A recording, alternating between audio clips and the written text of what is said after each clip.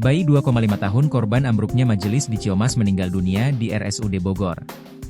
Bayi perempuan berinisial RY, 2,5, dinyatakan meninggal dunia di RSUD Kota Bogor.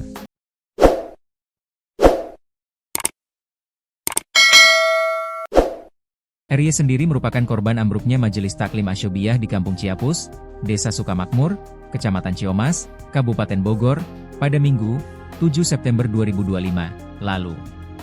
Direktur Utama RSUD Kota Bogor Dr. Ilham Haidir mengatakan, RY meninggal dunia pada Kamis, 11 September 2025. Meninggal dunia sekitar pukul 14.25 WIB tadi, kata Dr. Ilham kepada tribunnewsbogor.com. RSUD Kota Bogor sudah melakukan tindakan operasi. RY sebelumnya mengalami pendarahan di bagian otaknya.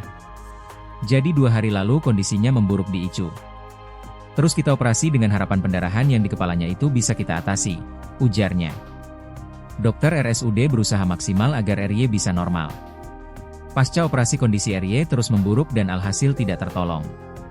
Tapi kita sudah berusaha maksimal, ternyata akhirnya meninggal ya karena pendarahan di kepala, ujarnya. RY akan segera dibawa oleh keluarganya dan dimakamkan. Sebelumnya, RY menjadi korban sebab ia diajak oleh ibu dan neneknya ke majelis taklim tersebut. Saat kejadian, pada hari Minggu, 6 September 2025, lalu diketahui sedang ada peringatan Maulid Nabi di majelis taklim tersebut. Jadi ikutnya sama neneknya yang di Ciapus, sama ibunya juga, kalau saya tidak ikut. Jadi ikut acara Maulidan sama neneknya sama ibunya di Ciapus, kata nenek RY, titin kepada tribunnewsbogor.com di ruangan ICU RSUD Kota Bogor, Selasa, 9 September 2025. RY ikut terkena reruntuhan bangunan majelis taklim ini. Ia diselamatkan oleh ibunya sendiri saat kejadian. Jadi ambruknya itu cepat. Posisi anak kan memang masih di pangku. Karena masih 2,5 tahun, ujarnya. Nenek dan ibunya RY ikut menjadi korban dari kejadian ini. Keduanya dirawat masing-masing di RSUD Kota Bogor dan RSUD Ciawi. Saat ini, keduanya sudah diperbolehkan pulang oleh rumah sakit.